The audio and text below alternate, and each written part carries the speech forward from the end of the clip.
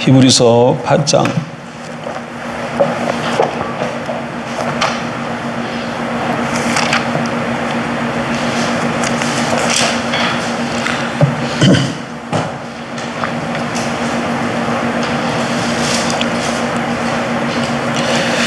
팔장 6절.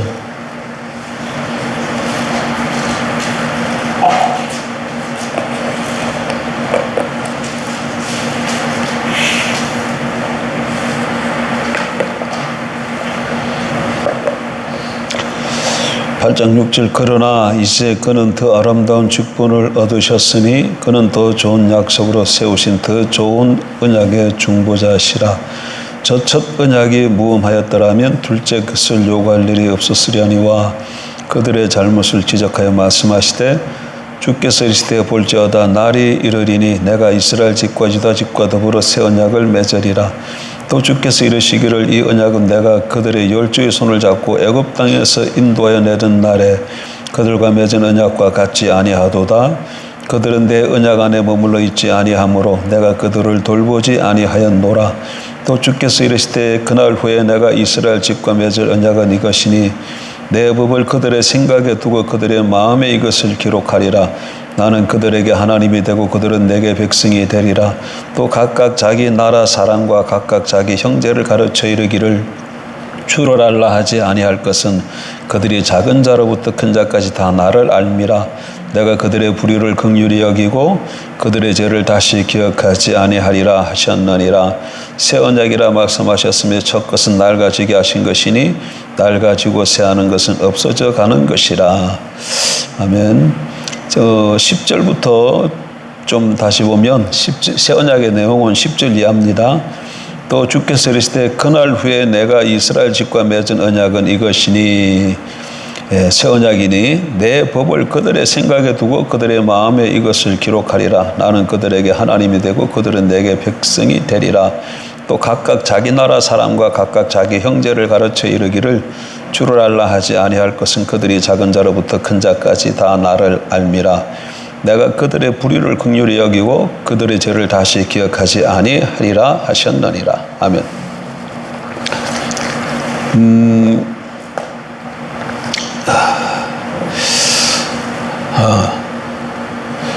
하나님께서 이스라엘 백성들을 애굽에서 구출하시고 시내산으로 인해서 그들과 언약을 맺었습니다. 그것을 히브리 기자는 첫 언약이라 이렇게 얘기합니다. 그래서 7절에 보면 저 첫 언약이 무험하였더라면 했는데 이 첫 언약이 뭘 가리킨다고요? 시내산에서 맺었느냐. 그래서 시내산 언약, 모세 언약 이렇게 표현하는데 그 언약은 어떻게 했다는 거? 흠이 있었다는 거야. 흠이. 예. 뭐 어떻게 흠이 있었느냐? 일단 언약이 뭔가를 다시 한번 조금 간략하게 말씀드릴게요. 언약이라는 거는 사람과 사람 사이에 맺어지는 고대 사회에 있었던 제도예요. 근데 그 제도를 통해서 하나님이 하나님과 사람 사이의 관계를 가르쳐 주시는 거죠. 사람들에게 하나님의 뜻을 보여주시려고 하는데 어떻게 하면 사람들이 잘 알아들을 수 있을까요? 그 당시에 사람들이 사용하는 그런 제도를 가지고 설명하면 잘 알아들을 수 있지 않겠어요?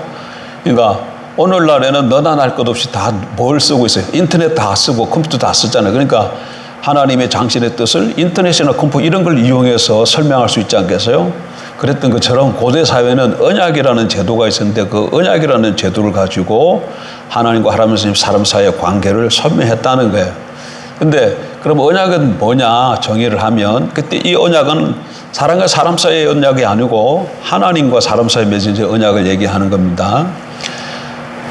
하나님께서 일단의 사람들에게 내가 하나님 노릇해 주겠다는 약속이야. 언약의 내용이 뭐라고요? 일단의 사람들에게 하나님께서 뭐 해주시겠다고? 내가 네 하나님 되어주마 하는 약속이 뭐예요? 언약이에요. 언약. 이게 근데 이 언약은 어떻게 나타나느냐 하면 언약 그러니까 언약 맺는 파트너가 각각 있겠죠. 하나님과 하나님의 사람이 이렇게 있는 것처럼. 예, 그래서 이게 둘 사이에 법적으로 맺어지는 공적인 관계예요. 공적인 관계. 피로 맺은 결속 관계예요. 결속 관계. 근데 이게 이제 이스라엘 백성들을 애고에서 내려놔서 시내산에서 하나님께서 그렇게 언약을 맺었다는 거예요. 그러니까 뭐 어떻게 했다는 거예요. 이스라엘 백성들을 애고에서 인도에 내서 하나님께서 내가 너희 하나님 대 주마하고 약속을 맺은 거예요. 근데 그렇게 언약을 맺게 되어지면 항상 언약도 맺은 두 쌍방 간에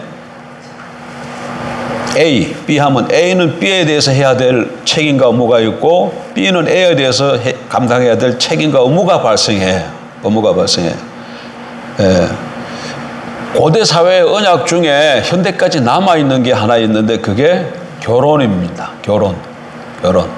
결혼을 남녀가 결혼을 하면 부부가 되잖아요. 그럼 부부가 되면 남편은 아내에게 남편으로서 해야 될 노릇이 있고 의무와 책임이 있고 아내는 남편에 대해서 아내 노릇해야 될 책임과 의무가 있잖아요. 이런 것처럼 하나님과 사람 사이에 언약이 맺어지면 하나님은 사람에게 해야 될 의무와 책임이 있고 사람은 하나님에 대해서 감당해야 될 의무와 책임이 있어요.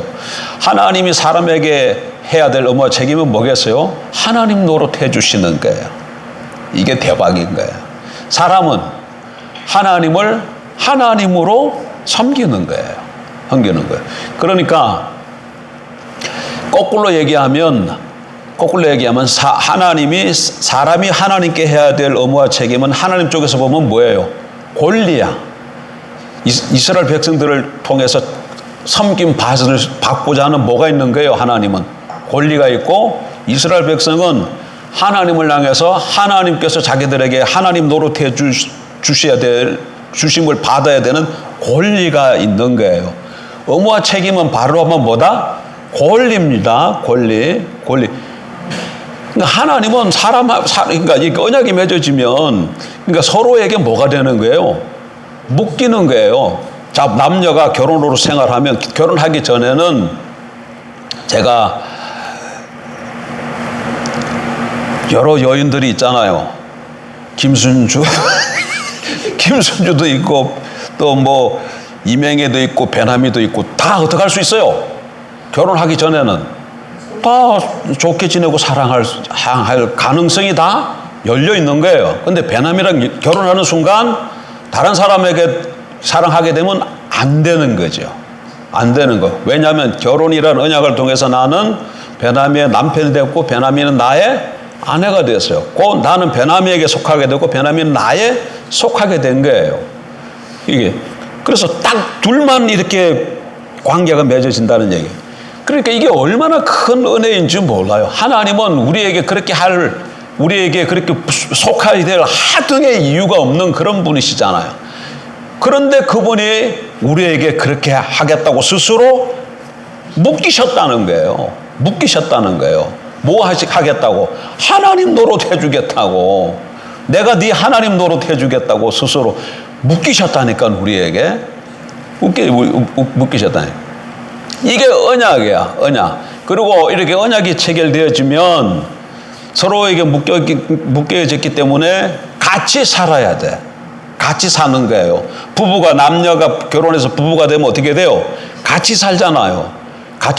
그래서 이스라엘 백성들은 시내산에서 언약을 맺고 성막을 만들어서 거기서 같이 살았어요. 장막을 만들고. 예? 그리고 그와 동시에 둘이가 결혼하게 되면 남편의 모든 것은 아내의 것이 되고 아내의 모든 것은 다 남편의 것이 되잖아요. 그와 똑같은 이치로 하나님과 우리 사이가 언약이 맺어주는 순간 하나님은 우리에게 하나님이 되신과 동시에 하나님의 그 모든 것은 내 것이 되는 거예요.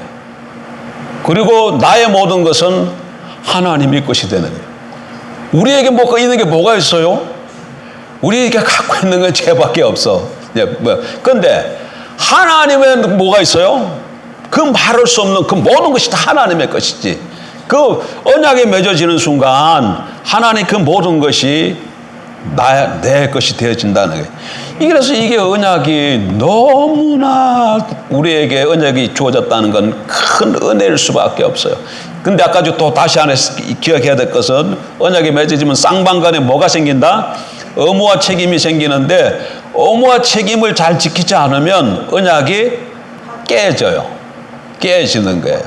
그래서 시내산에서 하나님과 이스라엘 백성이 언약을 맺었는데 언약을 맺고 그래서 이제 하나님께서 나는 너의 하나님이고 너는 내 백성이다 이렇게 선포하셨죠. 그리고 너는 이제 내 백성이니까 내 백성답게 살으라고 이렇게 하라고 의무와 책임을 그들에게 주셨는데 그게 율법이야. 그래서 이스라엘 백성들은 하나님 앞에서 의무와 책임을 다해야 되는데 그것이 뭘로 나타났다고요? 율법. 그거를 돌판 2개에다 새겨서 주셨어요. 십계명으로. 그 외에 또 다른 것도 다 아껴주죠. 어쨌든 그런데 그 율법 언약법은 하나님이 어떤 분인가를 보여주고 그분을 어떻게 섬겨야 되며 또 다른 이웃들에 대해서 어떤 관계를 맺고 살아야 되는가를 쭉 보여주는데 문제는 뭐가 문제가 있어요? 이스라엘 백성들이 그 법을 지킬 수 있는 능력이 없다는 거예요. 지킬 수가 없어요. 그러는 순간 이 율법은 뭐가 되겠어요? 이게 복덩어리가 되는 것이 아니고 여기가 지킬 수 있는 능력이 있는 사람 같으면 이 율법이 여기에 왔을 때 복덩어리가 되는데 아무리 하나님이 뜻이 무엇이고 이렇게 보여주는데 여기가 지킬 수 있는 능력이 없는 순간 이거는 뭐가 되는 거예요? 저주가 되는 거야. 그래서 이스라엘 백성들이 처음에는 언약 맺어서 너무 좋았는데 결국은 율법을 못 지킴으로 율법의 저주로 인해서 어디까지 가는 거야? 바벨론 포로로 잡혀가는 거예요. 바벨론 포로. 근데 나라가 망해 갈 즈음에 나라가 솔로몬 아들 르호보암 때 북쪽 10지파와 남쪽 2지파로 나뉘죠. 그래서 10지파를 이스라엘이라고 그러고 남쪽을 유다라 그러잖아요. 북쪽 이스라엘은 아수르라는 제국에 의해서 주전 721년 또는 주변 722년에 나라가 망하고 아주 거기는 종족 자체가 없어져 버려요. 왜? 아수르의 제국의 정책이 혼합주의 정책을 쓰기 때문에 이렇게 막 뒤섞어버려. 사람, 민족들을. 그래서 10지파 망했어요. 근데 아직 밑에 있는 유다는 좀 더 아직 살아 있었는데 여기는 주전 586년 또는 587년에 바벨론 제국에 의해서 다 포로가 돼서 잡혀가는 거예요. 이게 다 무슨 일 때문에 이런 일이 벌어졌다? 하나님의 백성임에도 불구하고 율법을 지키지 않아서 오히려 하나님의 백성이 오히려 하나님을 대항하는 자리에 선 이방인과 같은 존재가 되어버렸기 때문에 율법의 심판을 받아서 그런 일들이 벌어졌다는 얘기예요. 근데 유다가 이제 바벨론에 붙들려서 포로로 잡혀가기 갈 무렵쯤에 아직 완전히 망하지 않았어. 나라가 망할 무렵쯤에 하나님께서 예레미야 선지를 통해서 다시금 언약을 맺을 것을 약속을 하여 그게 예레미야 31장 31절에 나오는 말씀이에요. 그런데 그럼 예레미야 31장 31절의 내용이 뭐냐면 히브리서 8장에 읽었던 이 내용이에요. 똑같아요.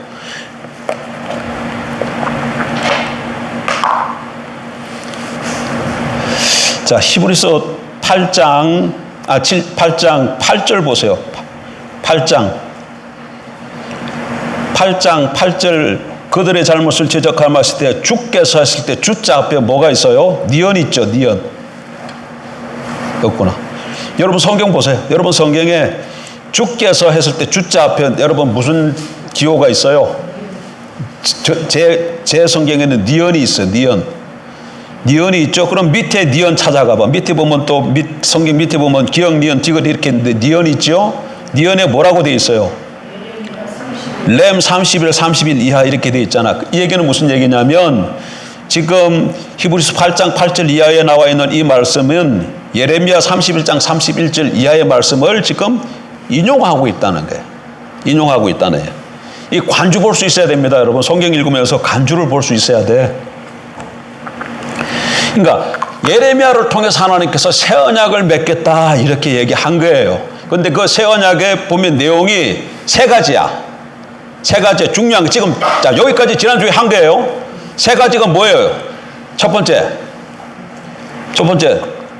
다시 봐요. 첫 번째 10절 또 주께서 이르시되 그날 후에 내가 이스라엘 집과 맺을 언약이 이것이니 내 법을 그들의 생각에 두고 그들의 마음에 이것을 기록하리라. 첫 번째 언약에서는 새 언약에 대비해서 첫 언약 또는 옛 언약이라는데, 첫 언약의 때는 이 하나님의 법을 어디다 줬어요? 돌판에다 새겨줬잖아. 돌판에. 근데 돌판에다 새겨줬더니 하나님 뜻은 알았는데 이스라엘 백성들이 지킬 능력이 없어서 이 법 자체가 오히려 화가 되었던 거죠. 하나님이 그걸 아시는 거야. 법이 문제가 아니라 사람이 문제인 걸 알아서 이번에는 법을 어디다 준다는 거예요? 돌판에 기록해 주는 게 아니라 사람 자체에다 주겠다는 거야. 다시 한번 보세요. 어떻게 하겠다는 거야? 예? 내가 이스라엘 집과 맺을 언약이 이것이 내 법을 그들의 생각에 두고 그들의 마음에 이것을 기록하리라. 생각과 마음에 두고 기록하겠다는 거예요. 하나님의 법을 우리 마음과 생각에 두겠다는 거예요. 이게 무슨 말일까? 법을 어떻게 생각과 마음에. 그러니까 옛날에는 첫 언약 때는, 시내산 언약 때는 돌판을 보고 읽어야 법을 알 수 있었는데 이제는 읽을 필요가 있어요, 없어요? 없어요. 어디 있기 때문에 법이? 우리 생각과 마음에 있기 때문에, 생각과 마음에 있기 때문에 법이 톡톡 떠오르는 거예요. 톡톡 떠오르는 거예요. 알게 되는 거예요. 그리고 이 법을 알게만 할 뿐만 아니라 이 법에 대해서 지키고자 하는 마음이 생기고 순종할 때 지킬 수 있는 능력이 주어지는 거예요.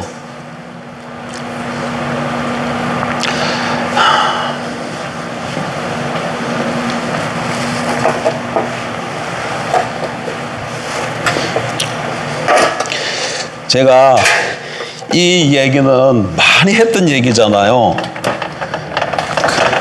오늘 오후에 왜 또 하느냐? 남미경 씨는 모르잖아. 저는 온 지 얼마 안 돼가지고 모르잖아. 그래서 같이 다시 한번 알아야 되기 때문에 또 하는 거야. 너무나 중요해.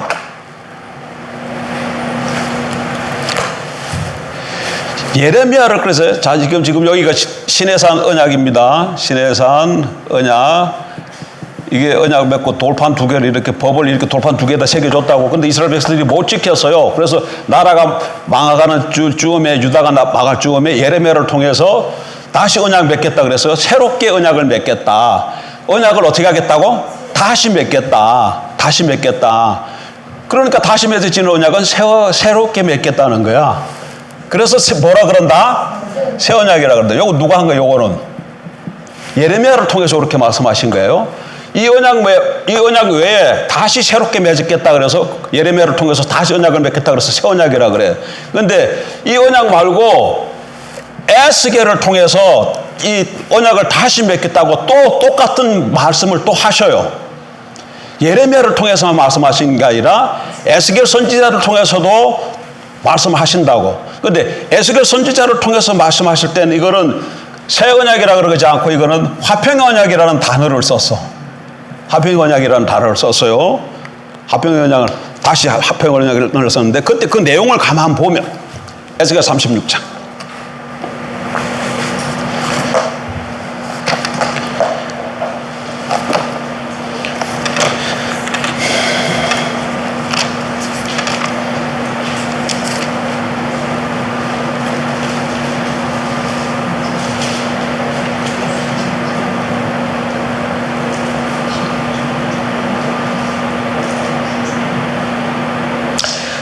어, 26절 보세요. 26절. 36장.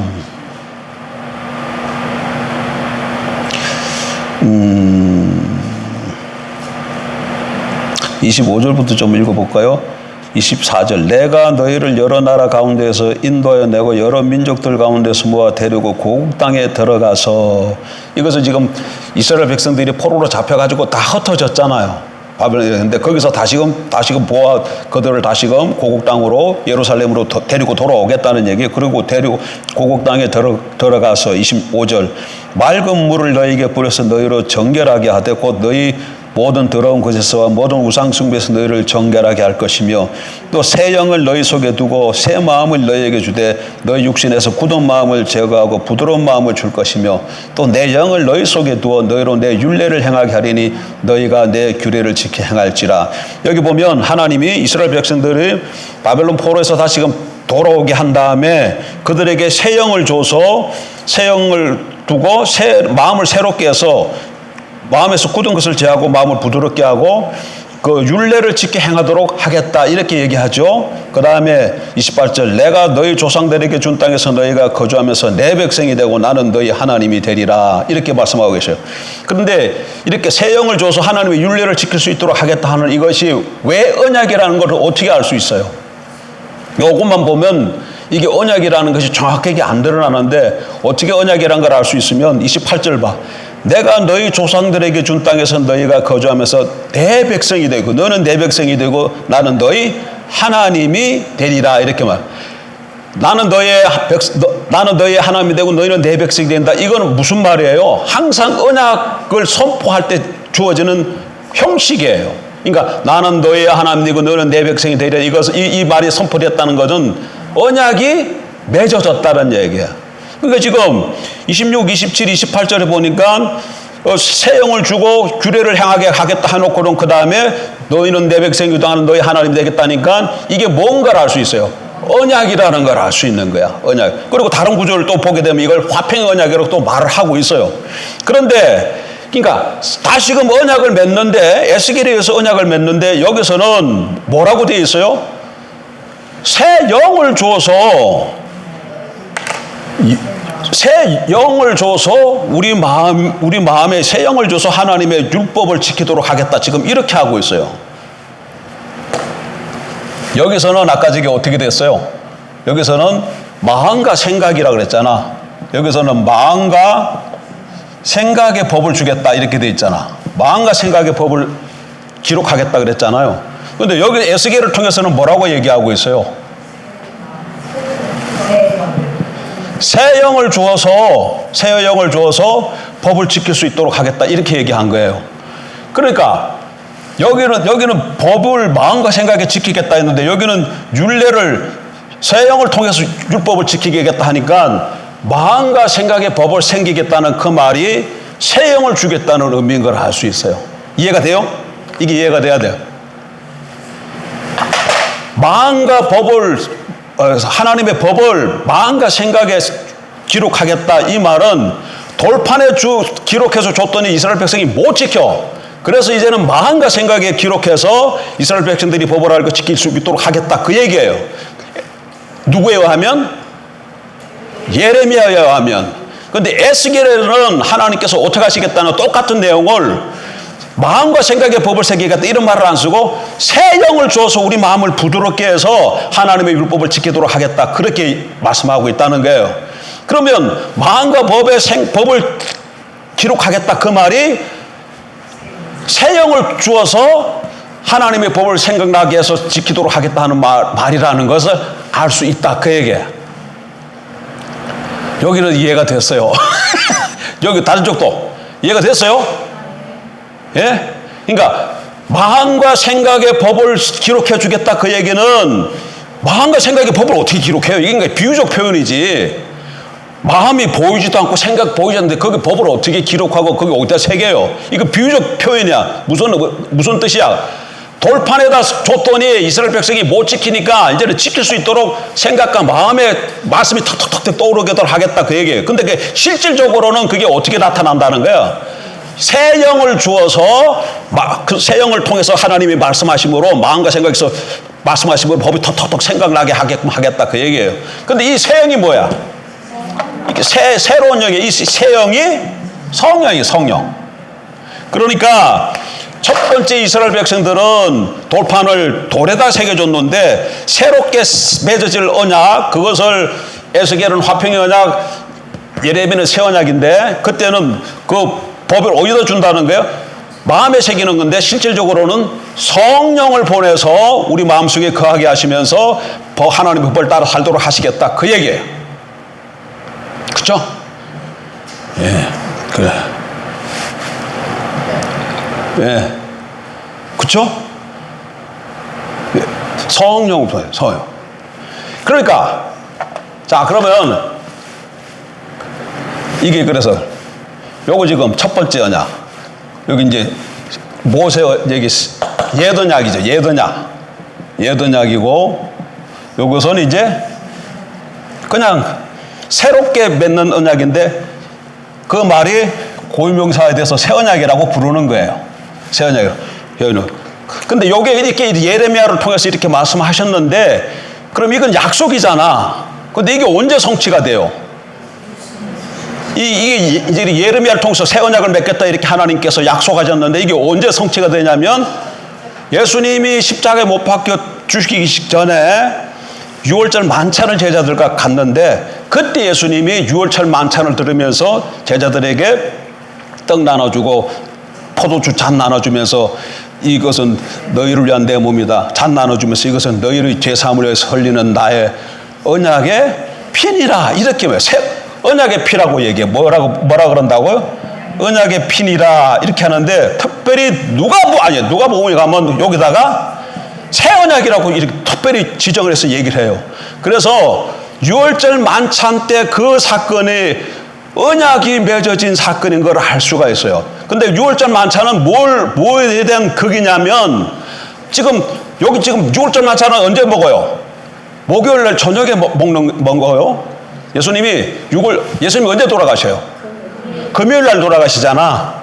금요일 날 돌아가시잖아요. 그래서 목요일 날 저녁에 만찬하고 그에 잡혀서 뭐 여러 가지 그 가야바 법정, 빌라도 법정 이렇게 했다가 금요일 날 오전 9시경에 십자가에서 갈보리 언덕에서 십자가 돌아가시는 거예요. 그러니까 유월절 만찬을 먹으면서 이렇게 했는데 요건 몸과 잔을 나눴잖아. 떡과 잔이잖아. 떡과 잔. 떡을 나눠주고 잔을 마셨잖아요. 근데 이걸 본문에 보니까 뭐라고 얘기해요? 내 몸이다 그러고 이거는 내 피라 그래요. 그러니까 이게 뭘 뜻하느냐면 지금 내일 십자가에서 당신이 죽을 사건을 두고 유월절 만찬을 통해서 내일 일어날 자기가 죽을 그 사건이 뭔가를 설명한 거예요. 그래서 십자가 사건이 뭔가를 알 수 있는 거예요. 새 언약이라는 걸 알 수 있는 거예요. 그러니까 예수님 십자가에 죽은 사건은 언약의 사건이라는 거야. 언약의 사건이야. 십자가는 뭐예요? 언약의 사건이야. 언약의 사건인과 동시에 또 하나 잊어서는 안 되는 것. 십자가 사건은 예수님 십자가의 죽으심이잖아. 십자가의 죽으심은 지금 이걸 통해서 언약을 맺는 새 언약의 사건이고 새 언약의 제사구나 이렇게 알 수 있고 또 하나는 대속의 사건. 이건 다른 성경 본문이 여러 개나 대표적인 마가복음 10장 45절에 내가 이곳에 온 것은 섬김을 받으려 한 것이 아니라 많은 사람을 위해 내 생명을 주러 왔다. 예수님이 죽으심은 대속의 죽음인 걸 알 수 있어요. 그래서 십자가는 뭐라고요? 대속의 사건이야. 속죄의 사건이고 동시에 언약의 사건이에요. 언약의 사건. 지금은 우리가 뭐에다 포인트를 두고 있는 거예요? 언약의 포인트를 두고 있는 거예요. 그래서 이 언약을 이스라엘 백성들이 이 언약을 못 지켜서 새 언약을 맺겠다고 했는데 그 새 언약에는 이런 새 언약까지가 맺은 내용을 보니까 세 가지가 있었죠. 첫 번째 뭐 한다는 거야? 새 언약의 내용 아까 읽은 본문에 보니까 마음에 기록하겠다 그러잖아요. 마음에 기록하겠다는 마음과 생각의 법을 기록하고 두겠다 그랬잖아요. 그 얘기는 하나님의 법을 하나님의 백성들이 스스로 지키게 되어서 하나님은 이스라엘의 하나님이 되고 이스라엘은 하나님 백성이 되게 하겠다는 얘기예요. 그래서 그 법을 알고 지킬 수 있는 능력을 주겠다는 그 말이야. 그래서 이걸 아까 제가 지난주에 뭐라고 얘기했어요? 생명과 능력을 하겠다는 얘기고 두 번째는 그 다음에 또 본문에 그 다음에 뭐라고 돼 있어요? 본문에 어린아이부터 큰 자까지 다 이제 하나님을 알라고 그러지 않는다. 왜? 저절로 다 하나님 알게 된다. 알게 되도록 한다. 성경 지금 본문에 나와 있는 얘기입니다. 몇 절에 돼 있어요? 그게 11절. 또 각각 자기 나라 사람들과 각각 자기 형제를 가르쳐 이르기를 주를 알라 하지 아니할 것은 그들이 작은 자로부터 큰 자까지 다 나를 알미라. 그래서 그냥 다 작은 자부터 큰 자까지 다 하나님을 아는 내적 지식을 갖게끔 하겠다는 것이 새 언약의 두 번째 내용이야. 첫 번째는 뭐라고? 그리고 법을 지켰거든. 법이 뭔가를 알고 그래서 지킬 수 있도록 하겠다는 내용이에요. 그 다음에 두 번째는 하나님을 그냥 알 수 있도록 하겠다는 거예요. 세 번째는 뭐예요? 불의를 긍휼히 여기고 죄를 기억하지 않겠다는 거예요. 나를 쳐다보면 안 되지. 저기 본문을 봐요. 본문 어떻게 되어 있어요? 내가 그들의 불의를 긍휼히 여기고 그들의 죄를 다시 기억하지 아니하리라.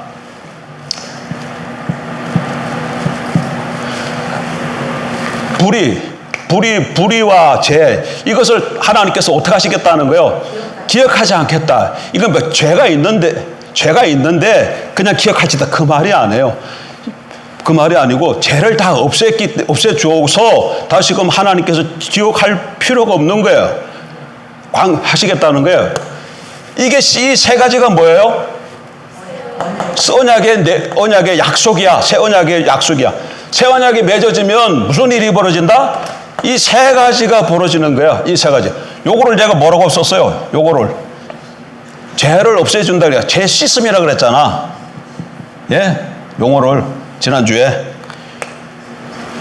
이스라엘 백성들이 신에서 언약을 맺었는데 언약을 못 지켜서 그래서 언약을 다시 맺겠다고 예레미야를 통해서 약속을 하셨는데 그 내용을 보니까 요 세 가지다는 얘기예요. 그런데 이것이 어디서 성취된다고? 예수님이 십자가에 죽으심에서 성취가 되어져서요. 그러면 이 세 가지가 뭐야? 어떻게 됐다는 거야? 성취가 됐다는 거야. 다시 새 언약이 뭐예요? 예수님이 갈보리 십자가에 죽으시며 갈보리 십자가에서 예수님이 죽으셨는데 그것이 무슨 사건이다? 새 언약의 사건이에요. 그럼 새 언약에서는 하나님이 어떻게 하시겠다고?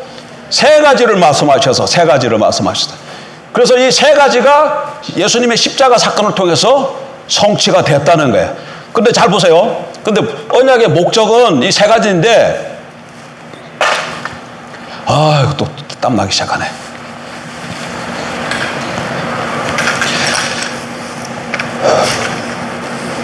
궁극적인 목적은, 새 언약의 목적은 1번과 2번이에요. 1번과 2번이고 3번은 1번과 2번을 이루기 위한 방편이에요. 내용을 잘 봐요. 새 언약을 맺는 목적이 뭐다고? 1번과 2번이야. 하나님의 법을 마음과 생각해 줘서 이스라엘 백성들이 하나님의 법이 뭔가를 알고 그걸 스스로 지킬 수 있는 능력을 주고 그리고 또 하나님을 알 수 있는 그 지식을 주어서 하나님을 더 많이 알아가도록 하는 것이 하나님의 목적이에요. 그래서 새 언약 백성들은 저절로 하나님에 대해서 더 알아져 가게, 지혜와 계시형을 통해서 하나님을 날마다 알아가길 뿐만 아니라 하나님 법을 알고서 그 법대로 살고자 하는 그런 마음이 들고 또 살 수 있는 힘과 능력이 주어져요. 그런데 그러기 위해서는 3번이 있어야 되는 거야. 3번이 뭐가 있어야 돼? 불의를 긍휼히 여기고 죄를 기억하지 않겠다고 했는데 죄 문제를 해결하는 것이 있어야 되는 거예요. 이 죄 문제를 해결하지 않고서는 1번과 2번이 올 수가 없는 거야. 여기서 여기 언약을 못 지켰다 하는 얘기는 이 사람들이 뭐 아래 있다는 거예요? 불의한 사람이라는 얘기예요. 죄인이라는 얘기예요. 여기서 그 불의라는 단어가 나왔는데 불의라는 단어의 반대말은 뭐야? 의잖아. 의잖아. 불의로 반대말은 의잖아. 의는 이건 언약적 용어야.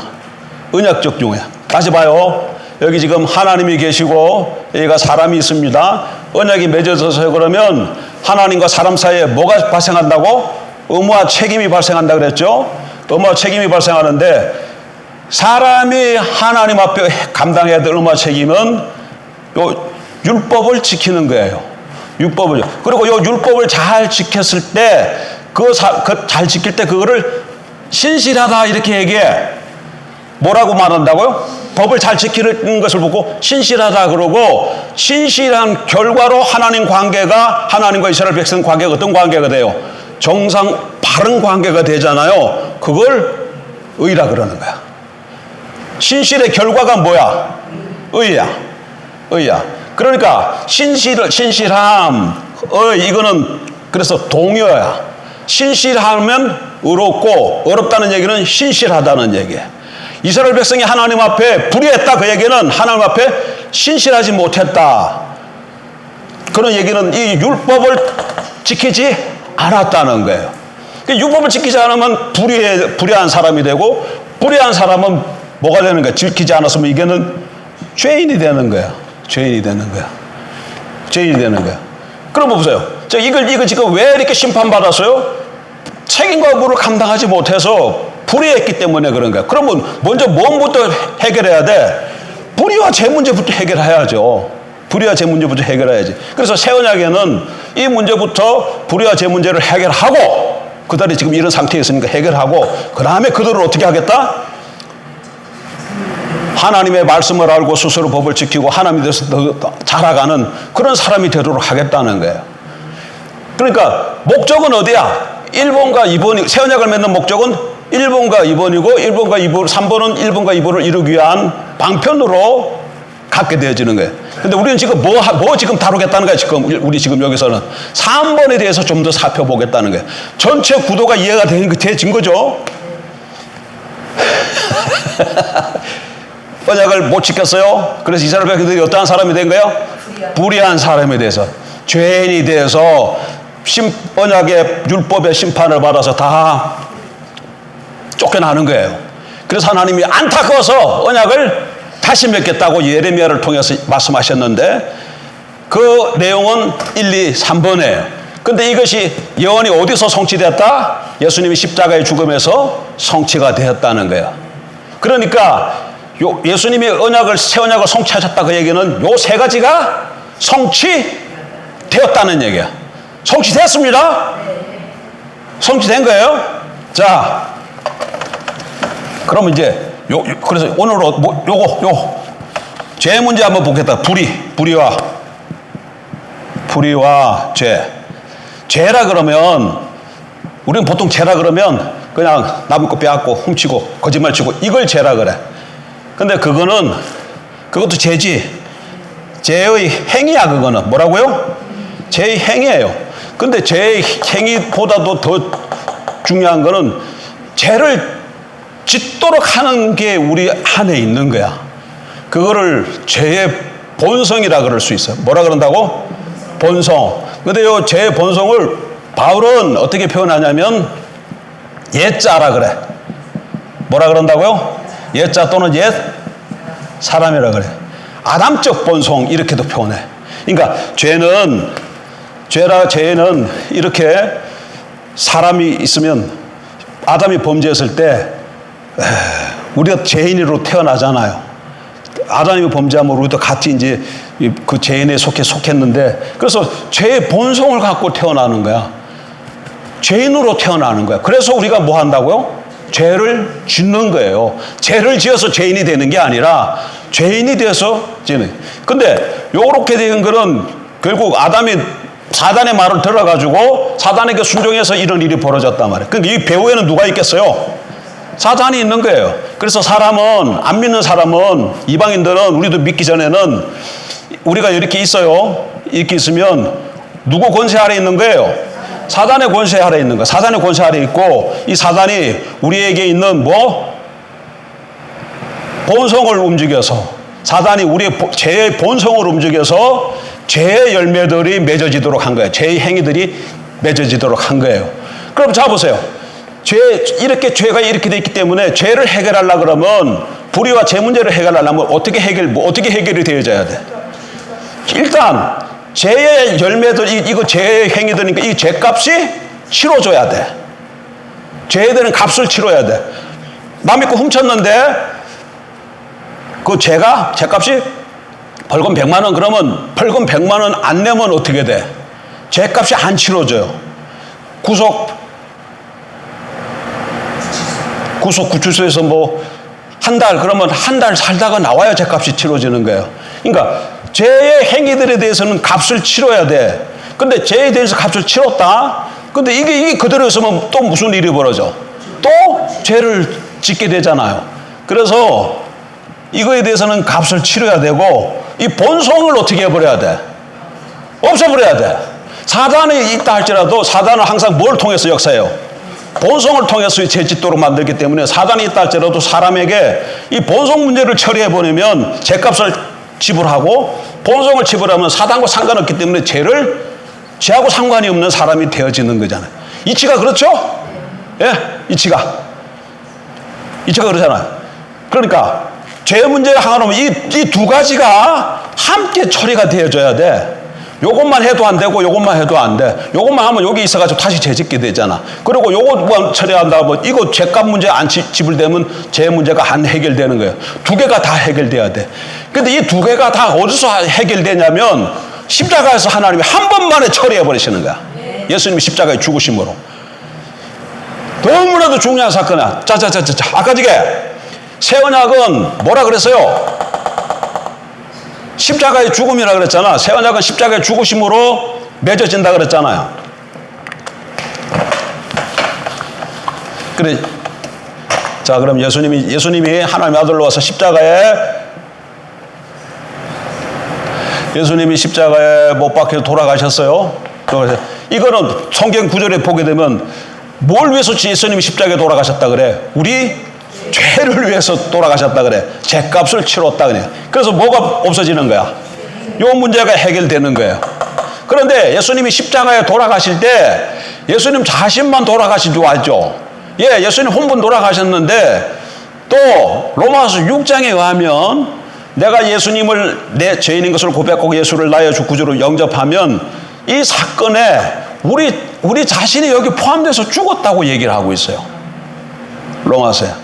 그러니까 예수님이 돌아가실 때 우리 옛사람, 죄의 본성을 갖고 있는 그 사람을 뭐라 그랬다고요?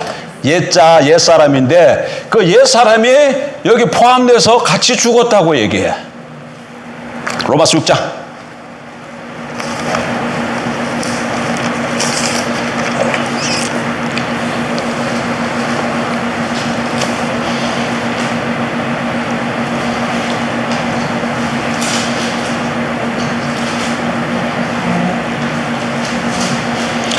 로마서 6장 6절 우리가 알거니와 우리의 옛사람이 예수와 함께 십자가에 못 박게 한 것은 죄의 몸이 죽어 다시는 우리가 죄에게 종노릇하지 아니하려 함이니.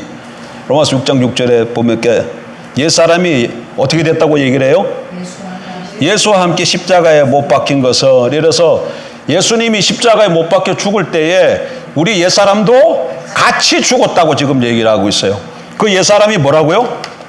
옛자야, 옛사람, 옛자. 죄의 본성이에요, 죄의 본성.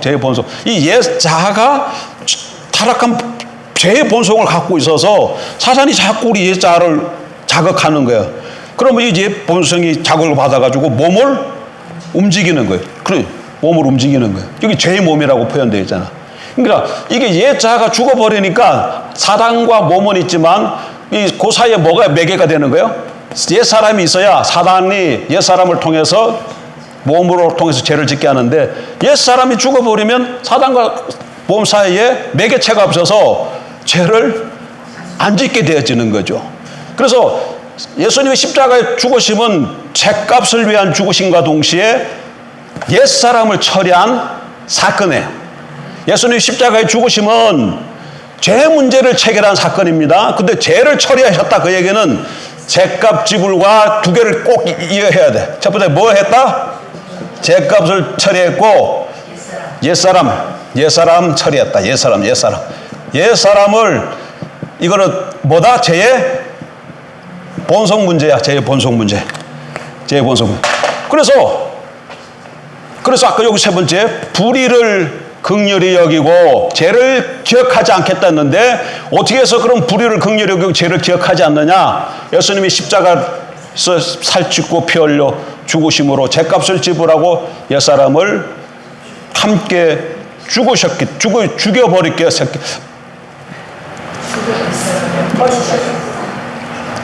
죄값을 지불하고 옛사람을 십자가에서 처리해 주셨기 때문에 우리가 이제 어떻게 되는 거예요? 죄하고 상관이 없는 사람이 되는 거예요. 그 죄하고 상관없는 사람을 성경은 어떻게 표현한다? 아까 여기 의 갖고 얘기를 하잖아. 의. 아까 저기 그 자기 의무를 감당하지 못한 사람을 불의한 사람이야. 불의해지면 하나님과의 관계가 끊어져요. 정상적인 바른 관계가 안 되는 거예요. 그러니까 이제 하나님께 예수님이 이건 지금 이스라엘 백성들이 불의했어요. 그래서 이제는 예수님이 새 언약을 통해서 온 인류를 대표해서 새 백성을 대표해서 이걸 다 처리해버렸어.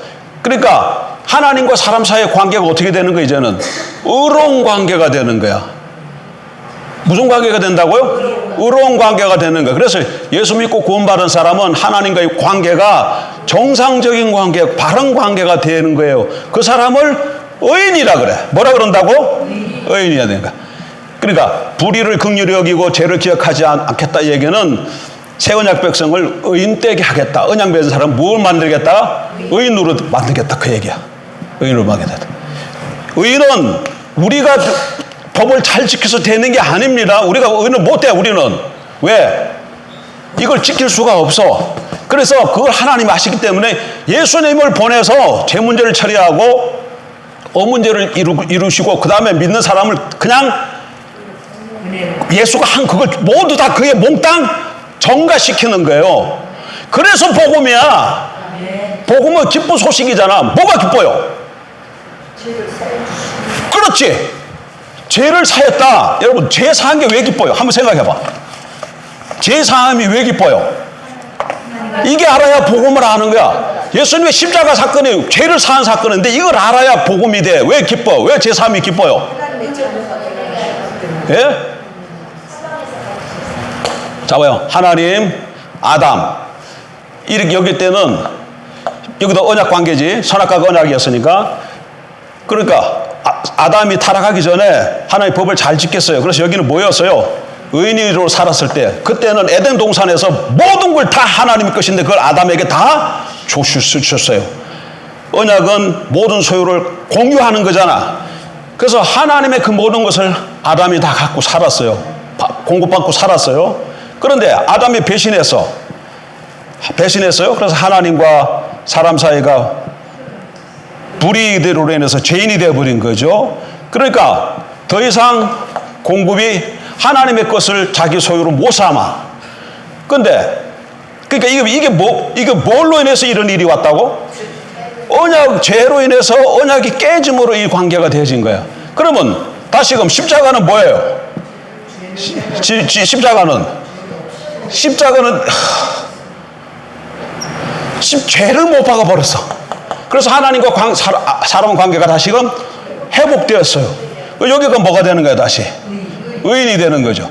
죄를 사함으로 의인이 되었으니까 다시 죄 사함은 곧 하나님의 모든 소유를 내 소유로 갖고 살 수 있게 자격이 권리가 부여지는 거예요. 타락. 그럼 잡으세요. 이거하고 차이점은 뭐예요? 아니 이 의인하고 이 의인하고 차이점은 뭐예요? 에덴 동산에 타락하기 전 의인하고 십자가 후의 의인하고 차이점은 뭐예요?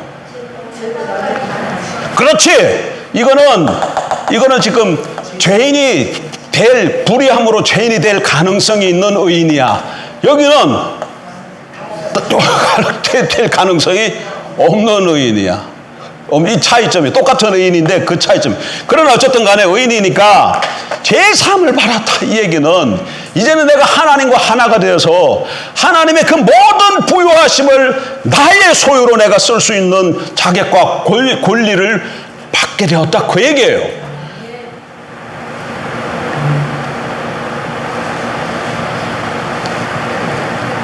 근데 막 기뻐해야 되는데 조금 안 기뻐해.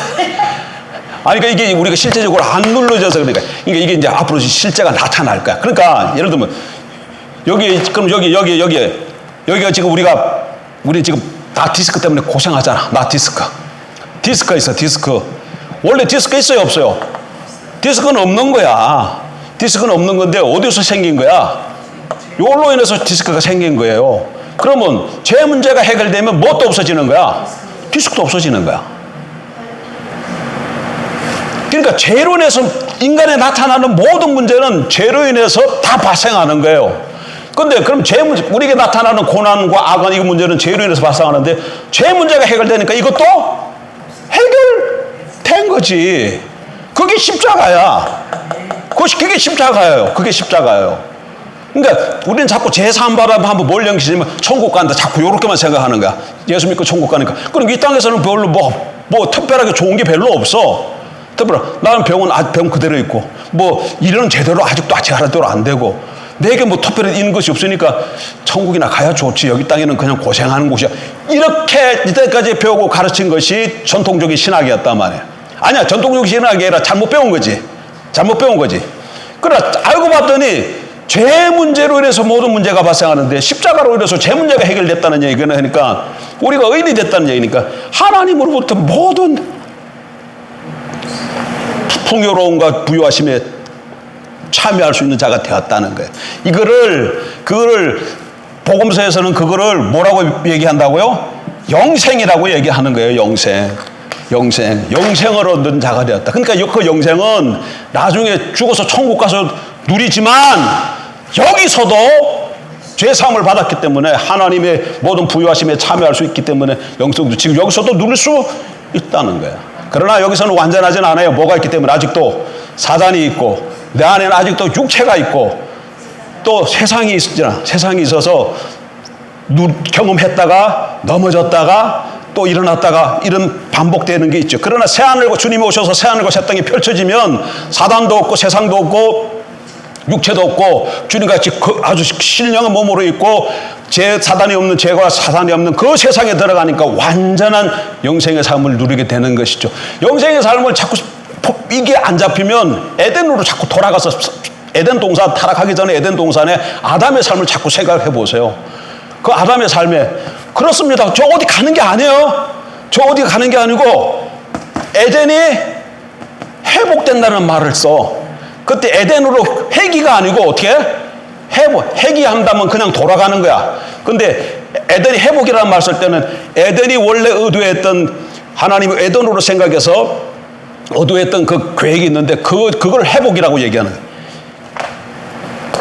에덴에 여기 보면 에덴에 여기 이렇게 밭이 있고 뭐 나무를 이렇게 좀 심어놨어요. 그러면 원래 장차 기대는 뭐예요? 여기에 나무가 이렇게 막 자라고 열매가 막 있고 이런 거잖아. 에덴은 출발이에요. 에덴은 출발인데 하나님의 목적은 어디예요? 새하늘과 새 땅이야. 그러니까 에덴에서만의 삶만 봐도 이렇게 풍성한데 새하늘과 새 땅의 삶은 얼마나 더 풍요롭고 충만할까. 근데 그 충만한 그 삶을 여기서 하나님께서 십자가를 통해서 우리에게 주셨다는 거야. 그러니까 뭘 자꾸 이렇게 내 노력으로 내 행위로 뭘 하려고 하는 게 아니라 죄사함 문제가 해결됐다는 것을 믿고 그 다음에 어떻게 해야 돼? 문제가 발생할 때 우리는 어떻게 해야 돼? 하나님 앞에 나가서 어떻게 해야 돼? 뭘 요구해야 돼? 하나님 노릇해 줘야 될 의무와 책임 그것을 우리의 뭐로? 권리로 주장하고 요구하면 하나님은 들어주실 수밖에 없어요. 안 들어주시면 어떻게 돼? 하나님이 불의한 하나님이 돼. 하나님이 불의할 수 있어요? 하나님 속성다 그럴 수 없어. 그래서 반드시 들어주신다. 이래서 우리와 하나님 사이에 언약이 맺어졌다는 것은 이거는 큰 은혜야. 하나님의 은혜 가운데 여러분 살아갈 주 여러분 축복합니다. 우리가 뭐가 없는 사람이요? 우리 뭐가 없는 사람이요? 일단 지금 이거 3번. 우리는 뭐가 없는 사람이요? 제 문제가 해결된 사람이야. 예. 제 문제가 해결됐습니다. 내가 해결한 게 아니고 주님이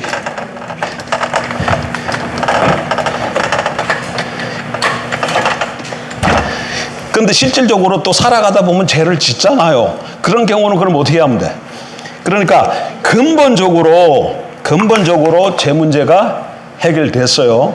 근본적으로 우리 제 문제는 해결됐어요. 근데 또 이 세상에 살아가다 보면 우리가 실족하고 넘어져서 또 죄를 짓게 되잖아. 그때는 그걸 어떻게 하면 돼? 요한일서 1장 9절 우리가 우리 죄를 자백하면 하나님은 미쁘고로우사 우리 죄를 사하시고 요한일서 1장 9절 만일 우리가 우리 죄를 자백하면 그는 미쁘시고 의로우사 우리 죄를 사하시며 우리를 모든 불의에서 깨끗하게 하실 것이요. 깨끗하게 하실 것이요. 불이라는 말이 언약의 용어입니다. 불이라는 말이. 그래서 그러니까 그러니까 우리는 뭘 자꾸 봐야 돼? 예수님이 십자가를 통해서 무슨 일을 이루셨는가를 자꾸 그것 보고 살아가는 사람이에요. 그것 보고 뭘 함으로? 믿음으로 소유하는 거야. 내가 여기서 막 이렇게 하는 게 아니야. 그렇게 사는 삶은 어떤 삶이에요? 이방인들의 삶이야. 그런 삶은 어떤 삶이라고? 이방인들의 삶. 자기 생각과 지혜와 노력과 투자를 하고 이렇게 하고 막 이렇게 사는 사람은 이방인들의 사는 삶이에요. 우리는 그게 우리 삶이 아니고 우리는 하나님께서 예수 그리스도 안에서 예수 그리스도가 우리를 위해서 모든 걸 다 이루어 놓았는데 그걸 믿음으로 소유하면서 살아가는 삶이에요. 그러니까 여기는 인간의 공로나 선행이 끼어들 여지가 없어요. 끼어드는 순간 어떻게 되는 거야? 끼어드는 순간 어떻게 되는 거야? 주님의 십자가를 헛되게 만드는 거예요. 은혜에서 끊어지고 그리스도에게서 떨어져.